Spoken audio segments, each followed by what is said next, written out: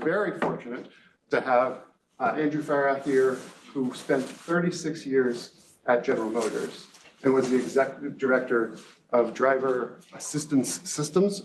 Yep. And we're going to kind of hear a little bit about his career over his whole life. And I think we're kind of honored to have him join us today, and we're very excited to hear what he has to say. Feel free to ask questions at the end, and we can learn all he has to share. All right. Thank you. Okay. Well, thanks, Elliot. Good afternoon, everybody. It's great to be here, and this should be a lot of fun. Going through this and putting this together made me go back and look at a lot of things and think about a lot of things I hadn't thought about in a long time. So as you heard, I've recently retired from General Motors, where I had the opportunity to work on many different projects. So many I actually had to write them down so that I didn't miss any of the ones I'm going to talk about. But reconfigurable displays, anti-lock brakes, electric vehicle battery management, propulsion management, hybrid propulsion, driver assistance systems, and level 4 autonomous vehicles. So I really have had an opportunity to go from soup to nuts across a number of different things, and not only developing these things, but putting them into vehicles for sale to you, your neighbors, making sure that they are ready to go on the road. And that's sometimes the hardest part, or integration, as we like to call it, making sure all the pieces work and do what they're supposed to do. So, and we put these advanced systems in a number of different vehicles. We'll look at a few different things here. And some of these are going to look really old, but internal combustion engine vehicles like this 1986 Riviera, which was actually the first vehicle with a reconfigurable display. And now, if you notice, almost all new vehicles have reconfigurable displays, although not this kind. This is actually a CRT, or cathode ray tube, old style TV. But yes, you can find these cars still on the road today. This is a 2004 Cadillac XLR, which was the first vehicle that we had, again, in retail, not just a development car, not an advanced vehicle, but that had adaptive cruise control being done with radar. And today, radar is used in a number of different applications. This vehicle here, or these two vehicles, one of my favorites, right? The original Gen 1 Chevrolet Volt, and then the Gen 2 Chevrolet Volt. Again, a vehicle with two complete separate powertrains in it. It operated as a full performance electric vehicle for the first 45-ish miles. I think it was 42 and 50, or 43 and 52 or something like that. And then was a very high mileage hybrid vehicle after that. And then, of course, battery electric vehicles. Some of you may know about this car, the General Motors EV1. It was either a huge success or a roaring failure, depending upon how you like to look at it. It wasn't exactly what people were looking for. A two-seater, didn't go very far, not very pretty. But nonetheless, it was out there in 96, right? And then, of course, here we have the Chevrolet Bolt. This is the car that I actually drive. It's right out there somewhere. And it has level 2 autonomy, right? With a system known or called Super Cruise. Very good system, continuing to be developed and refined. And then, of course, there's the Cruise Origin, right? Which is the level 4 purpose-built shared autonomous vehicle. No steering wheel, no pedals, no, you can't drive that car, okay? We actually had to design a small system, much like a game console, so we can move it around the plant and things like that while we're building them, okay? So we've done all these things, put all those new systems into retail vehicles during a time when the industry was facing increased regulation for fuel economy, safety, materials usages, and facing increased competition from Asia, Europe, and here in the United States. And all of this was pushing the customer's expectations for different features, dynamic performance, infotainment systems, active safety. And all of this together has resulted in a huge increase in electronic complexity in these vehicles. If you go all the way back to maybe the precursors to this Riviera up here, the main body wiring harness was about the size of your pinky, okay? You go down to the level 4 vehicle in the lower right, it's as big as your forearm. Okay, now you could say, well, that's lousy electrical architecture, and you should do a better job distributing it around, and we're working on that. Or I should say, the people who are still at GM are working on that. Point being, though, also it's gone from, say, 2 or 3 processors in the car to as many as 50, some of them very low level, but nonetheless, the code base has gone from a couple thousand lines of assembly code to gigabytes of high-level code. It's just been a fantastic change over the time from when I started to where it is today.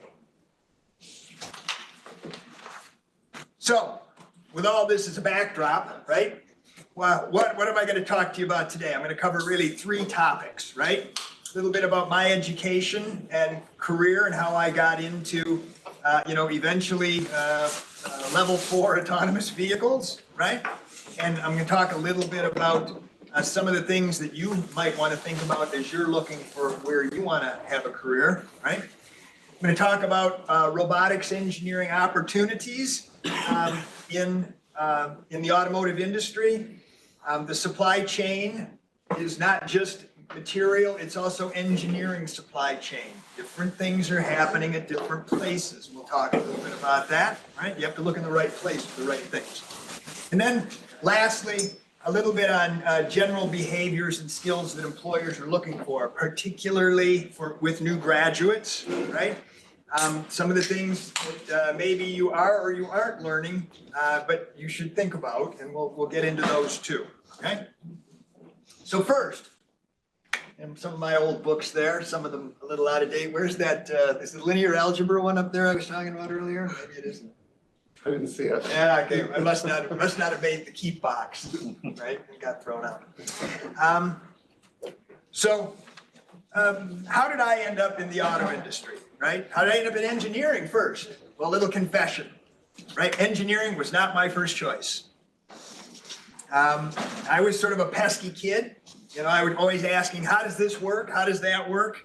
If there was something broken in the house, it was mine to dissect and maybe fix. Not always, right? Old appliances, lawnmowers, pumps, different things, right?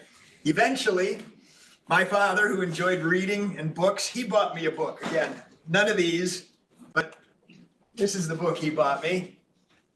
The Way Things Work, right?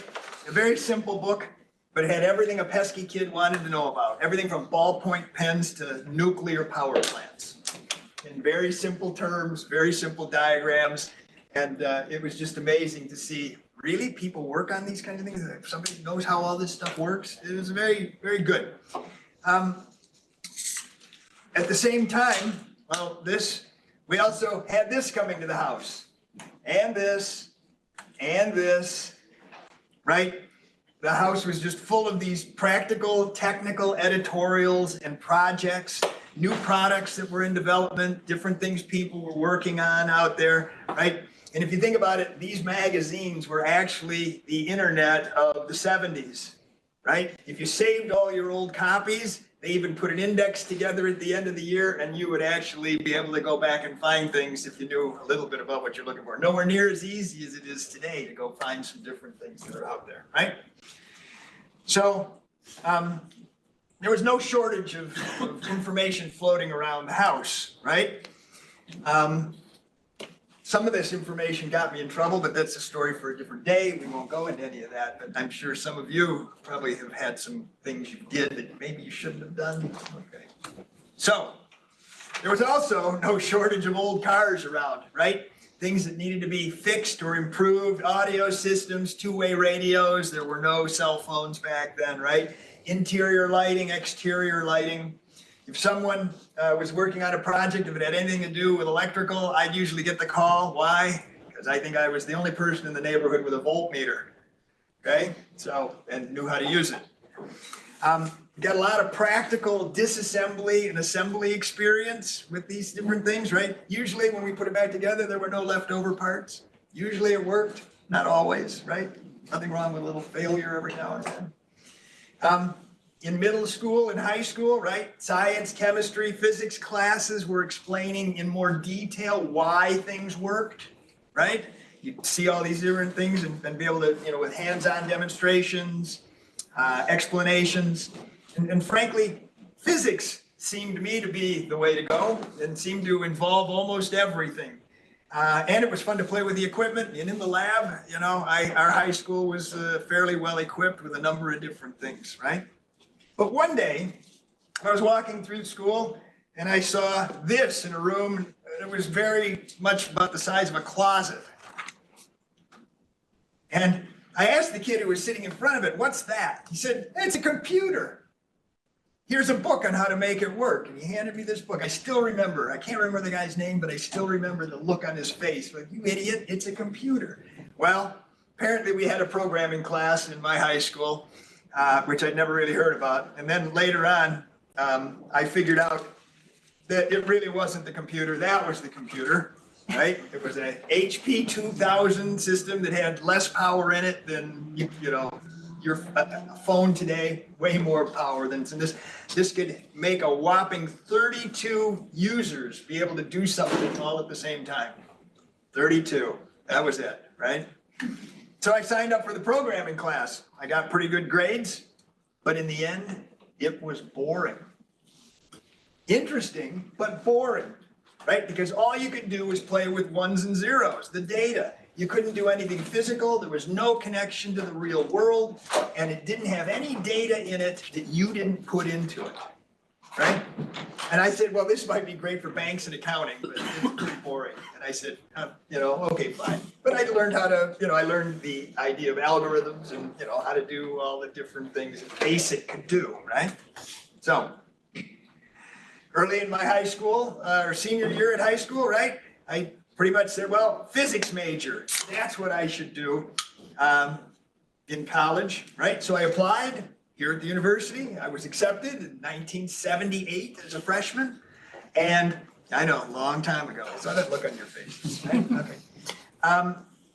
One problem though, I had no understanding of what kind of job a physics major would have.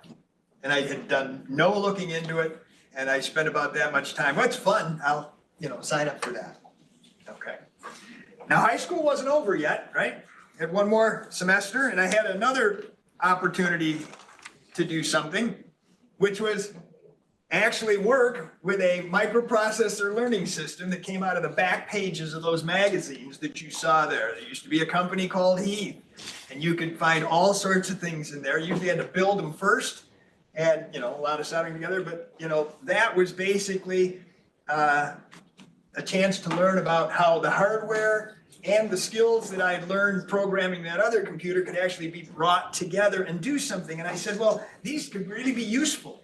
There might be, things you could do with these things that, that other computer couldn't do, right? So I said, well, this must be what computer engineers do. So I decided to try to switch. I hadn't even gotten into my freshman year yet, but I said, well, we'll go in physics and then we'll figure out if I can get into computer engineering.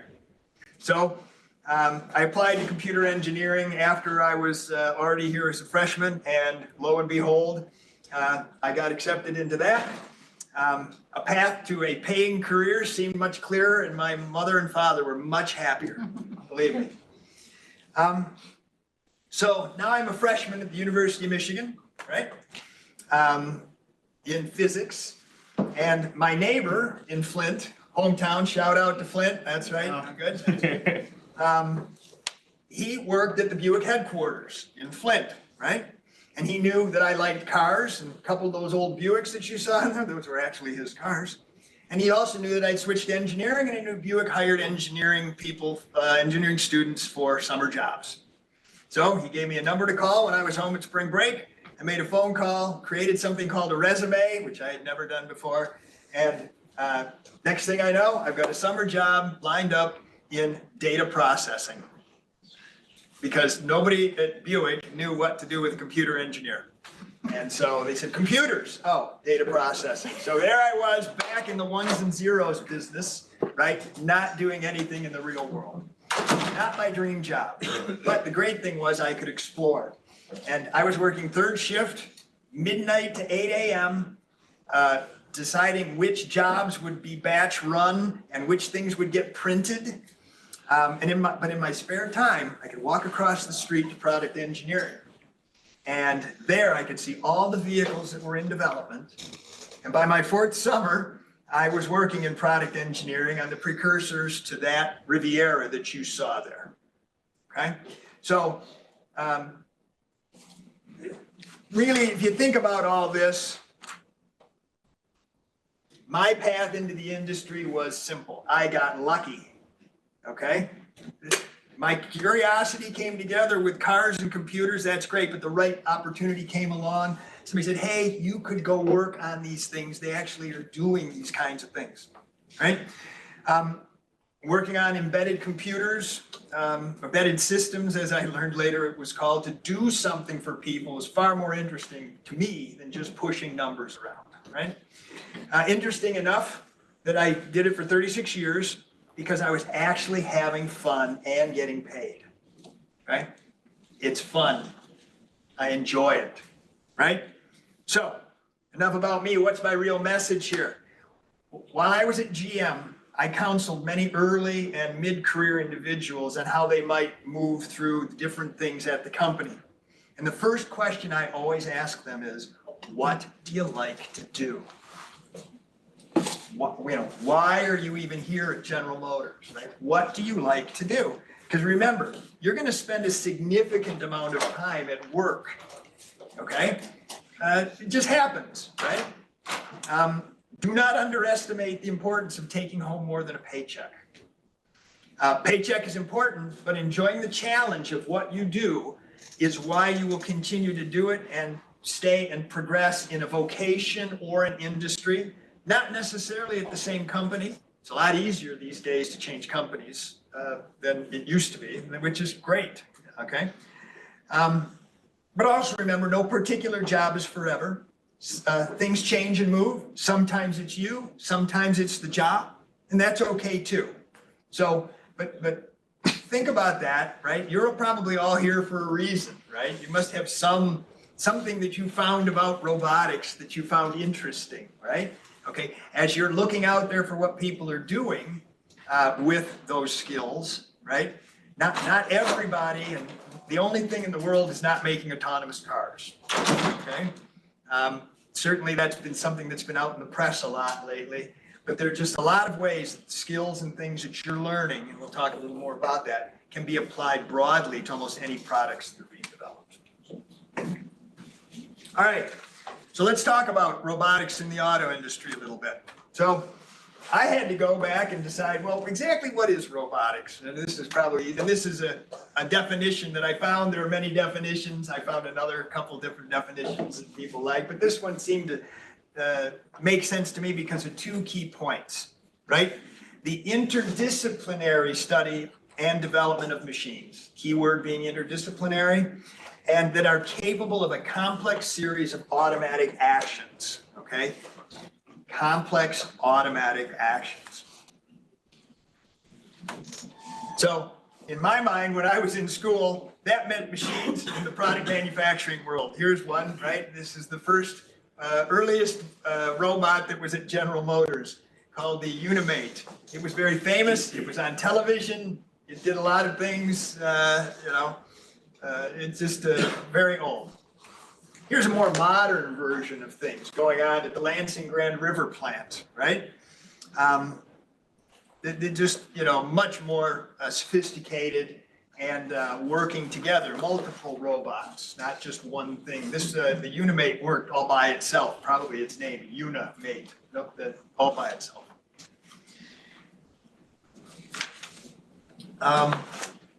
And of course, also in the manufacturing environment, we have automated guided vehicles too, right, on the manufacturing floor.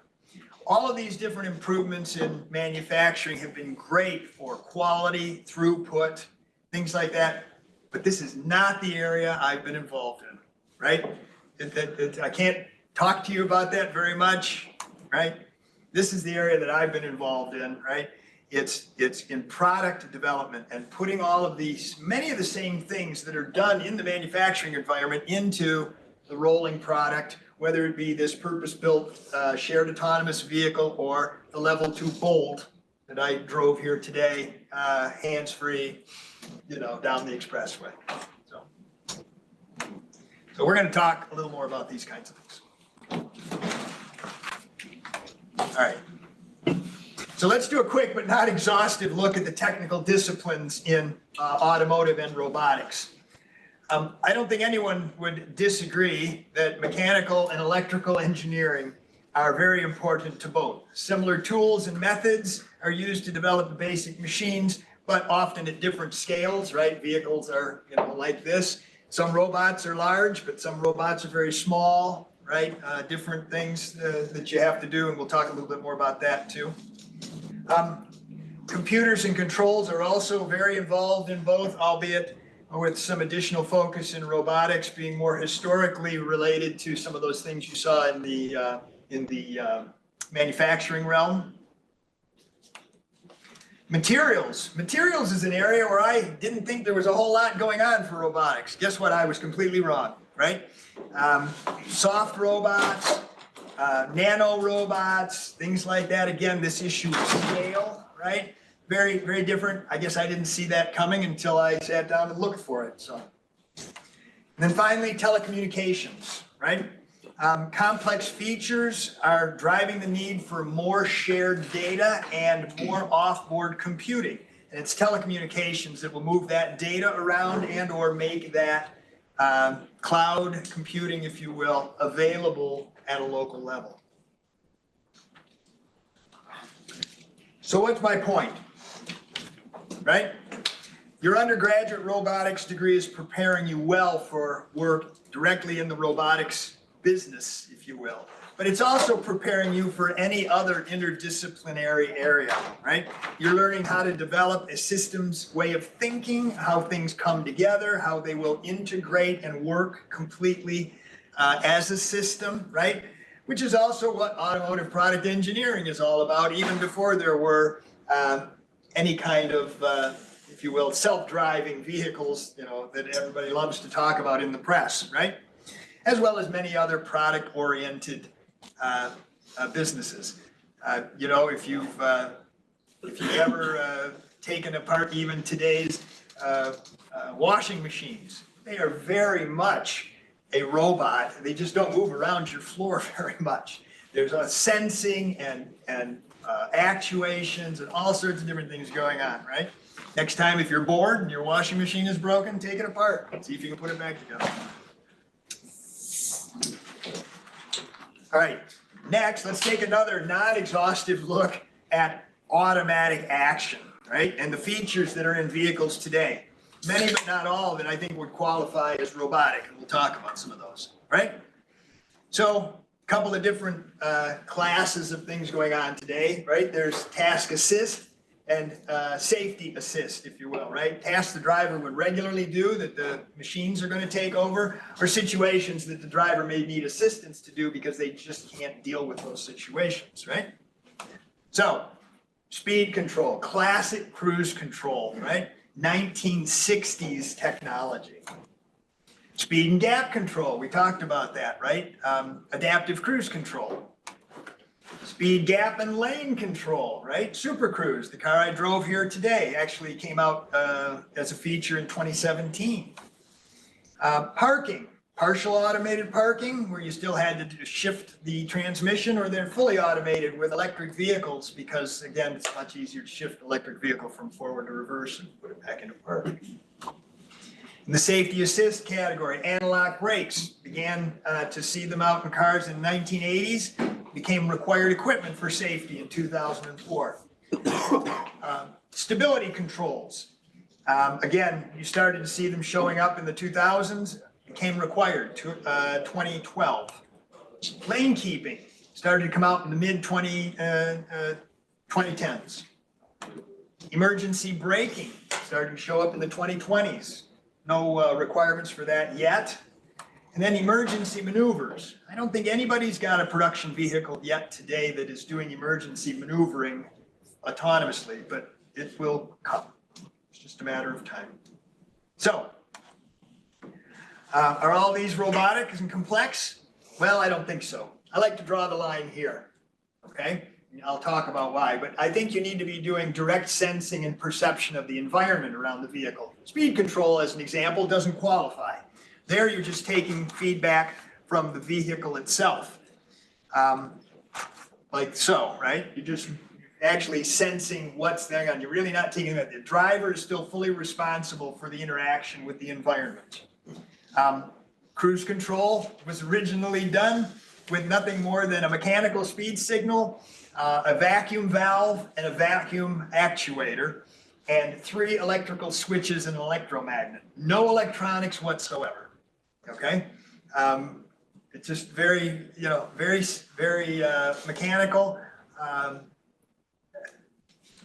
but not robotic when you think about the whole thing.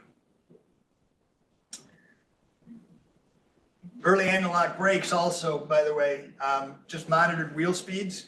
There was no real interaction with the rest of the environment, although today we do use IMU data from inertial sensing systems, but originally, no, there was no IMU. It was, they weren't good enough and they were too expensive, long story short, right? Automotive picks things up when they can be a commercial success to retail customers. You can see all of the different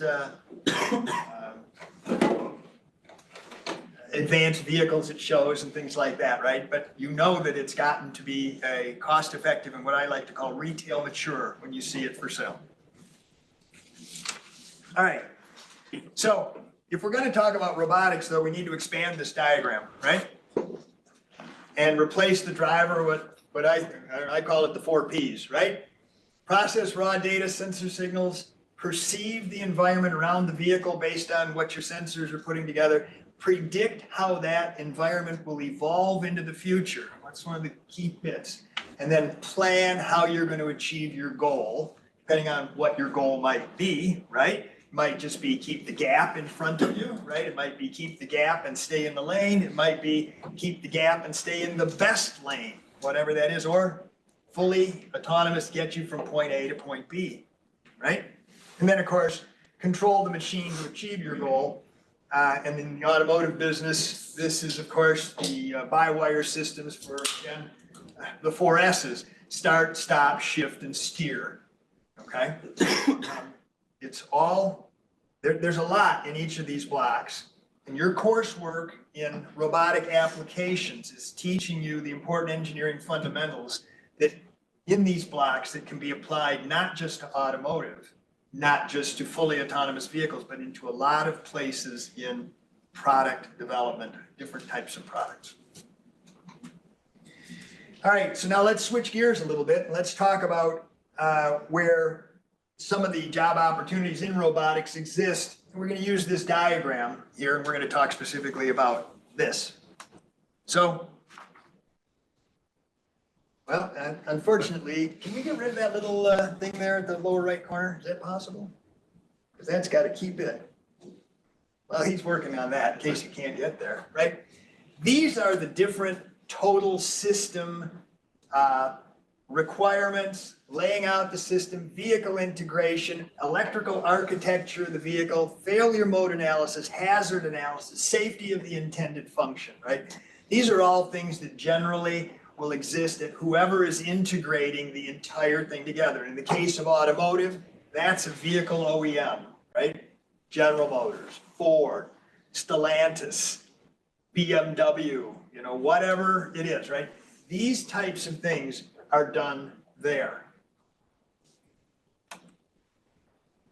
If you look at the 2 ends of this, right, from a sensor perspective, the tier 1 suppliers are usually doing all of the sensor processing because they're designing and building, manufacturing that hardware, okay?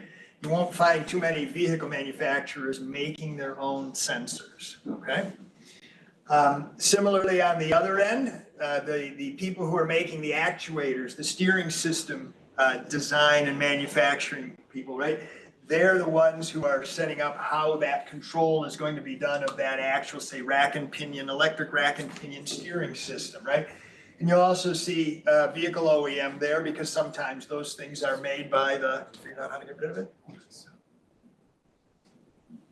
Okay, anyway, if they're manufactured within the vehicle OEM, like some of the EV drive systems are, and things like that, that work will then be done there, right? For how to control those motors and things like that, okay?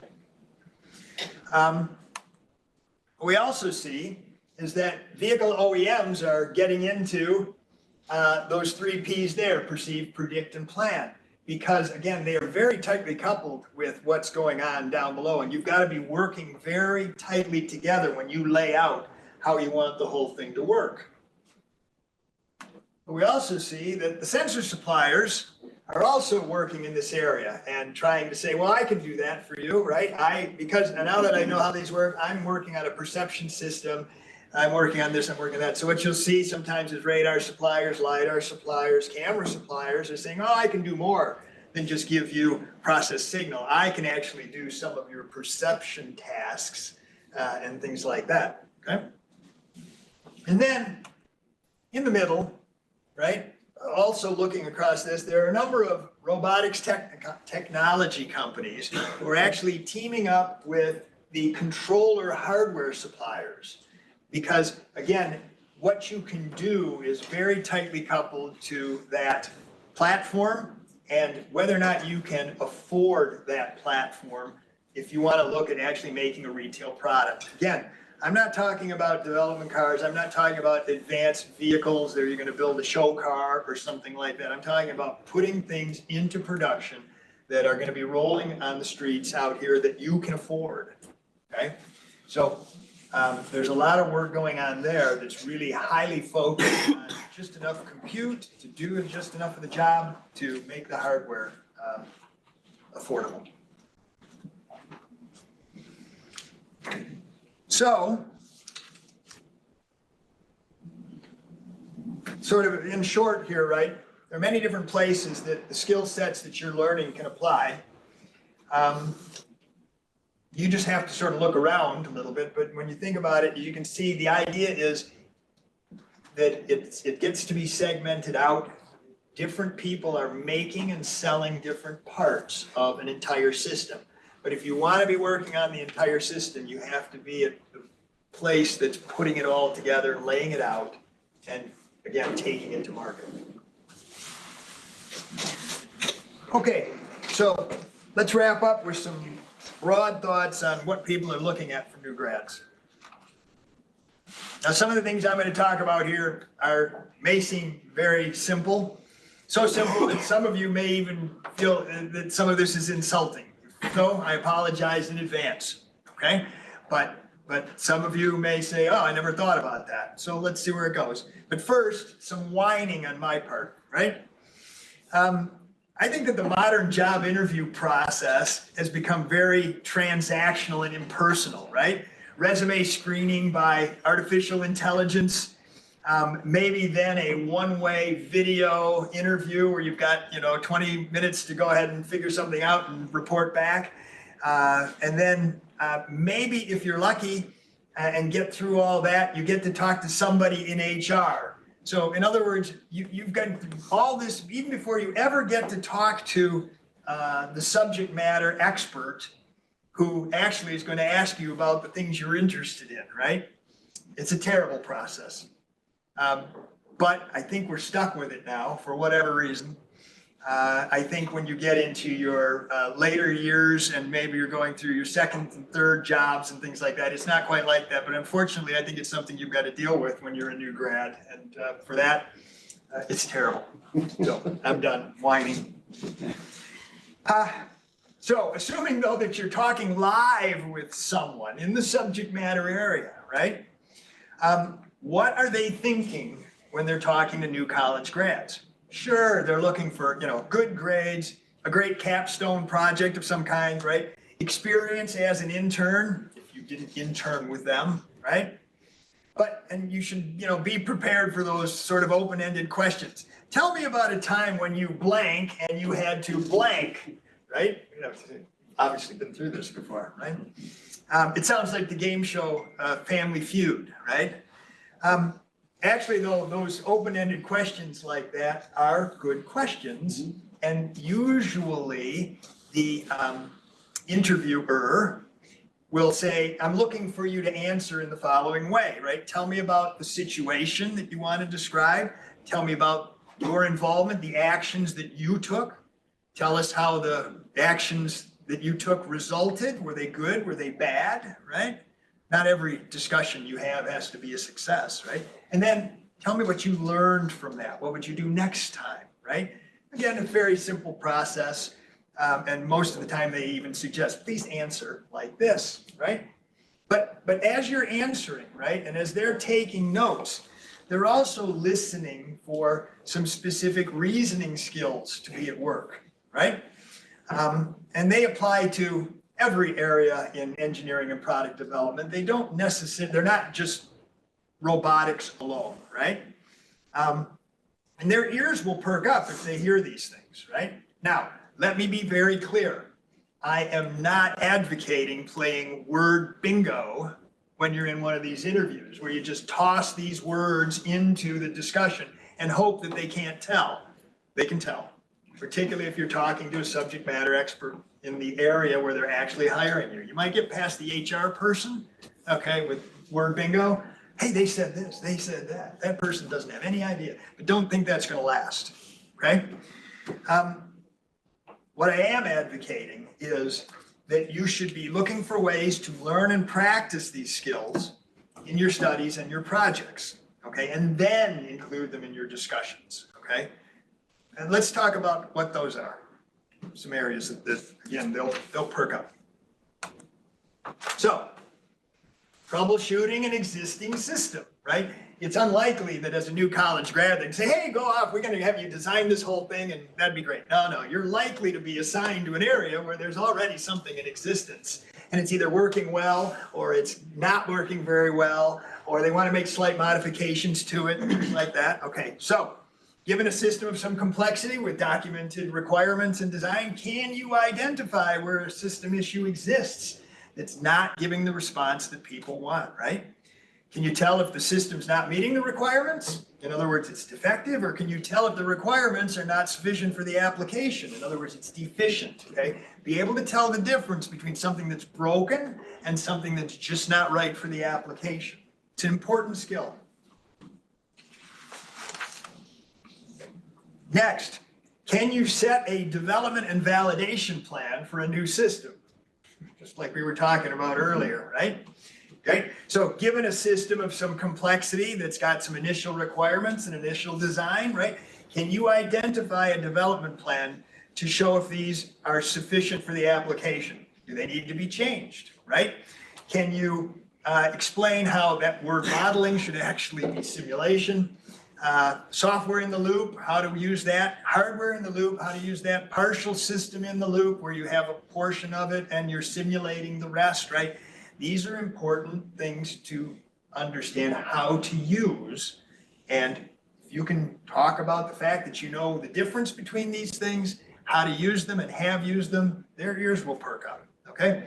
And of course, again, the difference between validation to requirements and validation of requirements. The system may be working exactly the way the requirements say, and it's still deficient because it's not doing what the application needs, okay? Be able to tell the difference.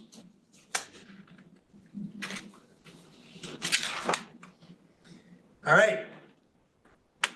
Understand and perform safety analysis, right? Very important for safety critical systems, right? A lot of things in the auto industry have to fail safe, and some things even have to fail operationally, right? You can't have an autonomous vehicle going down the road and have something happen and then just have it, what's it gonna do? Just, kind of drive off the road? No, it's gotta continue to be operational for some period of time.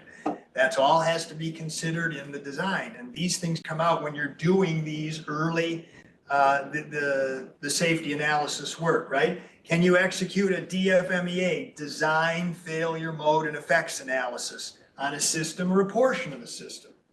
Usually every supplier that is responsible for the design of a part does a DFMEA on their piece, but then that has to be put together with all of the other DFMEAs and the system DFMEA, and you have to understand then how the whole vehicle, at least in the auto business, is going to respond, okay? Key skill, key skill. Can you execute a PFMEA, process failure mode effects analysis? Every component supplier who is making a part goes through and says, well, when the robot drops that part on that board, what happens if it's off by 2 millimeters? Does it matter, right? And then are they controlling that? What happens if the wrong screw gets used to put this together? Maybe we need to make sure that that system is checked with a vision system to make sure that it's actually the right screw, right? These different things. I know it's all little details, but these again are important skills to understand and have had experience with. Can you execute a hazard analysis? Okay, so just like a DFMEA or PFMEA starts at the bottom and looks at every little piece and says, these are the bad things that could happen. If you have a list of the bad things you don't want to happen, can you flow that back down the other way and understand which pieces then are safety critical little parts all the way down at that level? And so really you have to be able to approach it from the top and the bottom, and then they come together, and usually you cycle a few times through it, and eventually you get all of it understood. It's not a one-time, one-pass operation. Can you establish criteria to analyze options and select the best? Basically, can you do a trade study, right? You don't necessarily have to be the one developing the options, right? Sometimes you can be, but if somebody says, I've got these 3 ways I could do it, they all cost about the same, whatever, which way should we do it? Okay, what criteria is important? Can you go through, can you have that, set it up and execute and go through it? You may not be the person leading it, but have you been through the process? Do you understand how it works? Have you ever done it? Been a part of one, right? The hardest part, of course, is establishing the criteria and then deciding which criteria is more important than the other criteria. Leadership, desire, and potential. Okay, we're going to go away for a minute from the technical things, but this is still something, believe me, they're listening for. Why? Because every large technical organization needs technical leadership and workflow leadership. Okay? An organization is just another system. Okay? Many of the things you're learning in how to analyze a system can be used to analyze an organization, can be used to analyze workflow. Okay? And if you're going to be a leader in a technical area, you've got to be able to treat the organization almost like your product. Okay, and they'll be looking for, have you got any interest in this? Have you had any experience in it? Have you led or organized project teams? Okay, you know, have you done any non-technical trade studies? Okay, you can apply those skills also to organizational questions. How should we organize? Should we organize like this? Should we organize like that? Should we break it up like this? Should we break it up like that? Okay. And finally, last but not least, and coming full circle back around to the front, do you have a genuine interest in our work, right? Employers know that job satisfaction is important to retention, and retention is important to being able to have the organization continue to get better. If you're replacing people, whether they're in leadership or individual contributors at the highest levels, right? Having some level of continuity there is the best way for an organization to perform. Don't think though that new blood coming in and out isn't good too, but you still need a core there that's always, that's been there for a while, okay? So if you've had any of these sorts of experiences in your past that you can relate to the job that you're interviewing for, again, no word bingo, right? Figure out how to get those into the conversation, right? Things, you know, yeah, they don't say, so what do you like to do in your spare time? They usually don't ask you that question. Sometimes they do, but there's always a part at the end.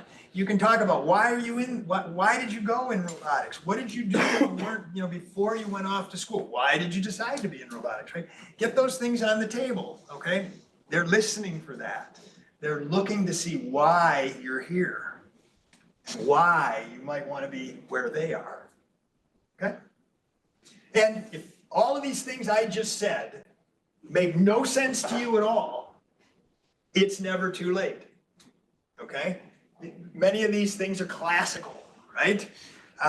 It's never too late to go exploring and be ready for that interview when it comes. I don't know if you're, sophomores, juniors, or seniors, but, there's a lot of ways that you can make yourself ready to have these kinds of things so their ears will perk up and you will stay in that pool of possibles, okay? All right, thank you for your attention. I'm sure we got some time for questions, I'm sure. Hopefully you've got some. Give a round of applause. Thank you so much.